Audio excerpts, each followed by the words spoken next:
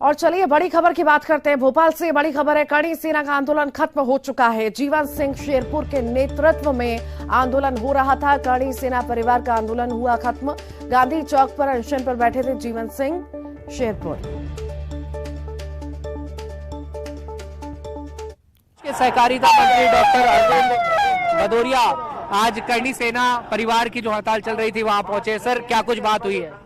एक कमेटी बनाई है अधिकारियों की, एडिशनल चीफ सेक्रेटरी रैंक के अधिकारियों के साथ में। उस कमेटी के माध्यम से चर्चा करेंगे, जो विधि सम्मत होगा, न्यायोचित मांगे होंगी, उस पर चर्चा करके विचार करेंगे। तो वो एक समिति की घोषणा की है और उसमें लगातार करणी सेना के लोग बैठेंगे, संवाद करेंगे। हम लोग की आवश्यकता होगी तो मैं, नरोत्तम मिश्रा जी, माननीय हमारे गृह मंत्री जगदीश देवड़ा जी, ये सब लोग बैठ के भी कमेटी, लेकिन अधिकारियों की। सर, तो अभी क्या हड़ताल समाप्त कर दी जाएगी? आपके आश्वासन? जरूर जरूर, उन्हें ऐसा वादा किया है।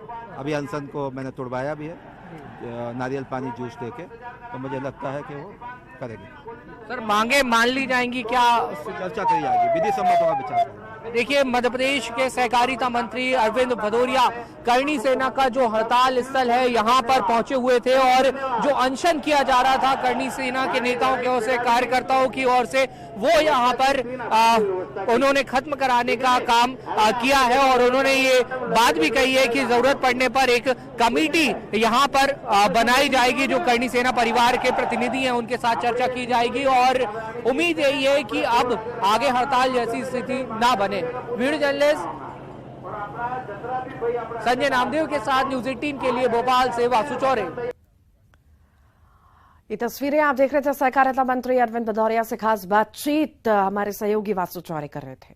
करणी सेना परिवार के आंदोलन का नेतृत्व कर रहे हैं जीवन सिंह शेरपुर ने न्यूज 18 से खास बातचीत में बोला है कि 18 मांगों को लेकर सहमति बनी है। मंत्री अरविंद भदौरिया की ओर से सौंपा गया है। नेता, अधिकारी और करणी सेना कार्यकर्ताओं की कमेटी बनेगी। आर्थिक आधार पर आरक्षण और एट्रोसिटी एक्ट को लेकर केंद्र से लड़ाई लड़ेंगे। 2 महीने के भीतर मांगे पूरी करवाई जाएंगी। अगर पूरी नहीं होती हैं तो एक बार फिर से आंदोलन करेंगे।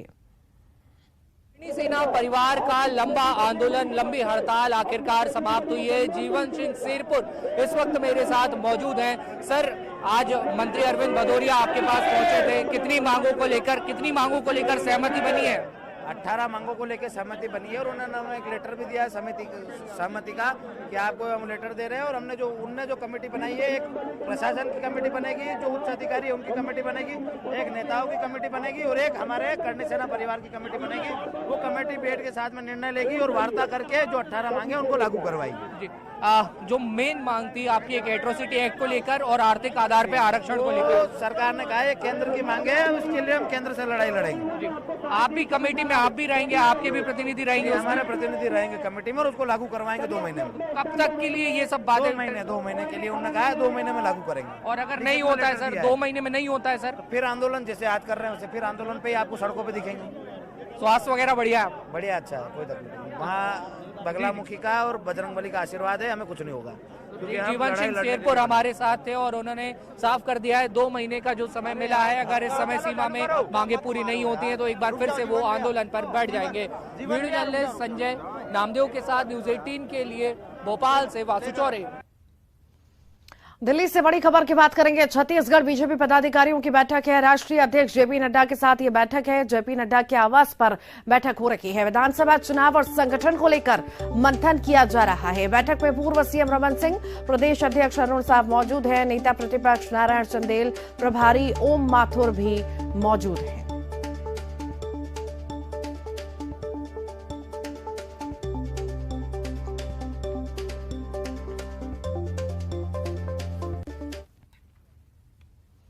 और आइए अब खबरें देखते हैं विस्तार से। मध्य प्रदेश के इंदौर में 2 दिवसीय ग्लोबल इन्वेस्टर्स समिट जारी है।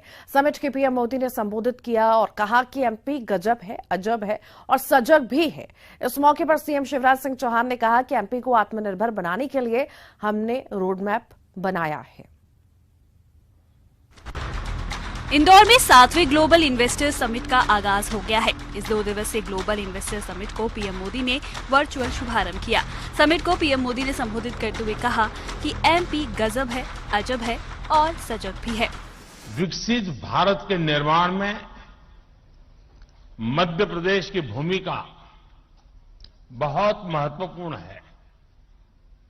आस्था, आध्यात्म से लेकर पर्यटन तक, एग्रीकल्चर से लेकर एजुकेशन और स्किल डेवलपमेंट तक एमपी अजब भी है, गजब भी है और सजग भी है।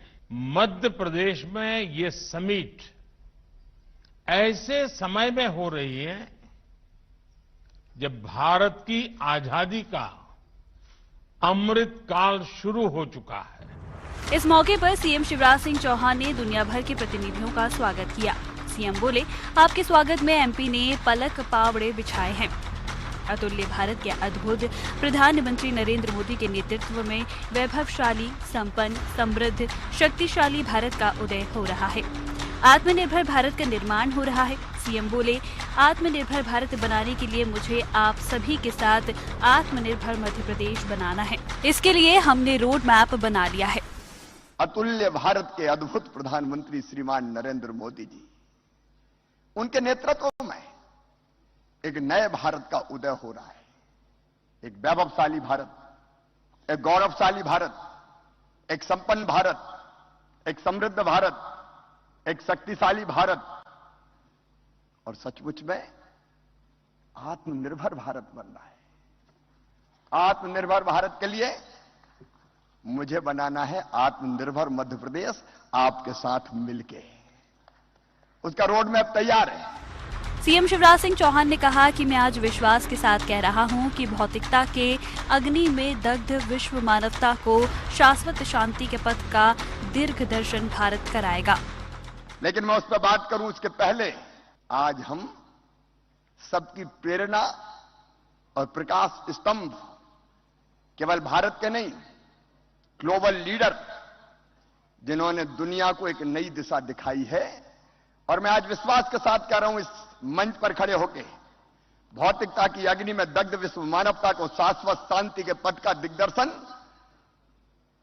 कल भारत ही कराएगा, ये देश ही कराएगा। वहीं इन्वेस्टर समिट में मौजूद केंद्रीय मंत्री पीयूष गोयल ने मध्य प्रदेश को निवेश के लिए उभरता हुआ राज्य बताया। गोयल ने कहा कि मध्य प्रदेश वन संपदाओं, पानी, बिजली से संपन्न है। प्रधानमंत्री मानते हैं कि राज्य भारत के विकास के महत्वपूर्ण स्तंभ है।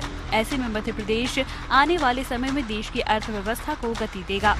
As the Honorable Prime Minister guided us on more than one occasion, the strength of India lies in our states. If India has to move forward, it is very important for the states to move forward. Brilliant convention centre में चल रहे इस 2 दिवसीय global investor summit में देश विदेश के निवेशक शामिल हो रहे हैं। इस सम्मेलन में 65 से अधिक देशों के प्रतिनिधिमंडल और 20 से अधिक देशों के राजदूत, उच्चायुक्त, वाणिज्य दूतावास के अफसर और राजनयिक शामिल हो रहे हैं। Bureau report, news 18। Congress Chhattisgarh विधानसभा चुनाव अपने काम के आधार पर लड़ने का दावा कर रही है और इसी कड़ी में सीएम भूपेश बघेल ने संकेत दिया है कि जिन विधायकों का काम अच्छा होगा उन्हीं को टिकट दिया जाएगा। साथ ही कहा कि जिन विधायकों का परफॉर्मेंस अच्छा नहीं होगा उनका टिकट कट सकता है। सीएम भूपेश बघेल के इस बयान के बाद बीजेपी ने कांग्रेस पर तंज कसा है। छत्तीसगढ़ विधानसभा चुनाव ऐसे तो नवंबर में है, लेकिन सियासी पार्टियां अभी से भी फील्डिंग सजाने लगी हैं। विधानसभा चुनाव को लेकर सीएम भूपेश बघेल ने कहा कि उनकी पार्टी लिटमस टेस्ट पास कर चुकी है।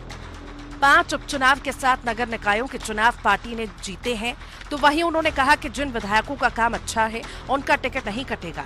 साथ ही उन्होंने संकेत दिए हैं कि जिन विधायकों के काम में सुधार नहीं होगा उनका टिकट कट सकता है। ये कि जो शासकीय योजना है, चाहे गरीबों को राशन देने की बात हो, चाहे भूमि श्रमिक न्याय योजना, गोधन न्याय योजना और राजीव गांधी किसान न्याय योजना, धान खरीदी, लघु उपज खरीदी, ये सब चल रहे हैं और इस जो शासन की योजनाओं का लाभ आम जनता इसे उठा रही है। और यदि पार्टी की बात करें तो 5 उपचुनाव हुए, 5 उपचुनाव हम पार्टी से लड़े और सभी जगह रिजल्ट हमारे फेवर में आया। बीच में आप टेस्ट तो यही होगा, लिटमस टेस्ट यही है कि नगरीय निकाय चुनाव क्या रिजल्ट रहा, उपचुनाव में रिजल्ट क्या रहा। तो ये सारे चुनाव हम जीते हैं तो जहां तक कि कैंडिडेट की बात है, कैंडिडेट अभी तो हम ये वाला कार्यक्रम चल रहा है, भेंट मुलाकात कार्यक्रम, और लगातार जो विधायक हैं उनको बता भी रहे हैं कि आपको ये काम और करना है अपने क्षेत्र में। तो स्थिति सुधरेगी तो टिकट किसी क्यों काटेंगे? जिसकी नहीं सुधरी तो फिर पार्टी तय करेगी। सीएम भूपेश बघेल ने दावा किया है कि राज्य में एक बार फिर से कांग्रेस की सरकार आएगी। इसके बाद सियासी बयानों की बारिश आ गई और बीजेपी कांग्रेस लीडरों में वाकया युद्ध शुरू हो गया है।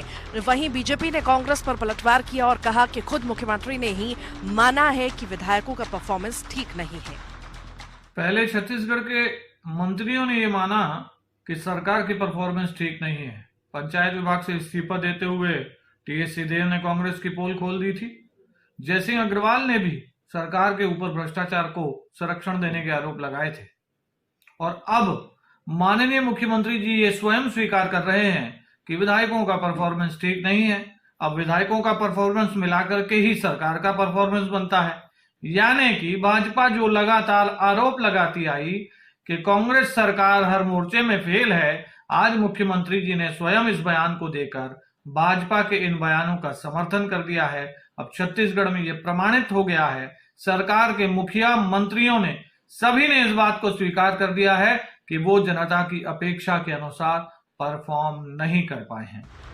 कोरबा में चुनावी सभा के दौरान केंद्रीय मंत्री अमित शाह ने राज्य सरकार पर कई आरोप लगाए, जिसके जवाब में भूपेश बघेल ने कहा कि राजनीति में आरोप प्रत्यारोप तो हिस्सा है, लेकिन आरोपों से बचना कायरता है। मुख्यमंत्री ने तंज कसा है कि हम कांड वाली भाजपा सरकार नहीं बल्कि काम वाली कांग्रेस सरकार है। छत्तीसगढ़ विधानसभा चुनाव से पहले कांग्रेस और बीजेपी में सियासी आरोप प्रत्यारोप जारी है, लेकिन इन सबके बीच देखने वाली बात यह होगी कि जनता किसके दावे पर मुहर लगाती है। Bureau report, news 18। बुधवार को